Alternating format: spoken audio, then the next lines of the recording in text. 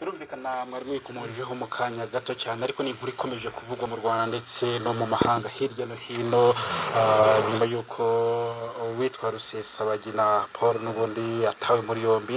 Ubu ngubu noneho urwego rw'igihugu rw'ubugenzacyaha RIB ruramenyesha abanyarwanda n'amahanga ko binyuze mu bufatanye n'amahanga Paul Rusesabagina yafashwe ubu akaba ari mu maboko y'urwego rw'igihugu rw'ubugenzacyaha RIB. Ubwo mu kanya gato gashize akaba amaze no kwerekwa itangazamakuru.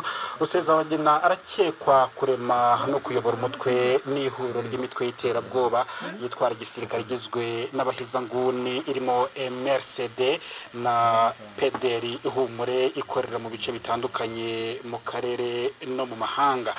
Hakaba hari hashize igihe Rusesabagina ashyiriwe impapuro mpuzamahanga zisaba ko afatwa agashyikirizwa ubutabera kugira ngo abazwe ku byaha bikomeye aregwa birimo iterabwoba, gutwika, ubushimusi n'ubwicanyi byakorewe abaturage b'inzirakarengane b'abanyarwanda mu duce dutandukanye tw'u Rwanda turimo Nyabimata mu karere ka Nyaruguru muri Kamena 2018 no muri Nyungwe mu karere ka Nyamagabe mu Kuboza ku mwaka wa 2018.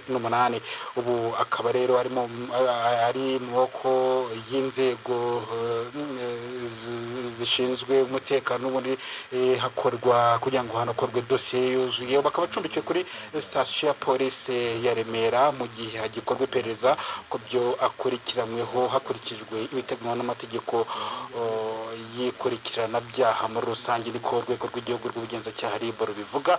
Ubu rero ukaba rumenyesha abanyarwanda ndetse n'amahanga yose ko binyuze mu bufatanye n'amahanga uyu Paul Rusesabagina yafashwe ubu akaba ari mu maboko yarwo. Urakoze cyane Ferdinand, byinshi ubwo birambuye biraza kugaruka mu makuru yacu ataha saa 5 ndetse na saa 6. Urakoze cyane. Buri saa 2 dufite amakuru. Urakoze cyane.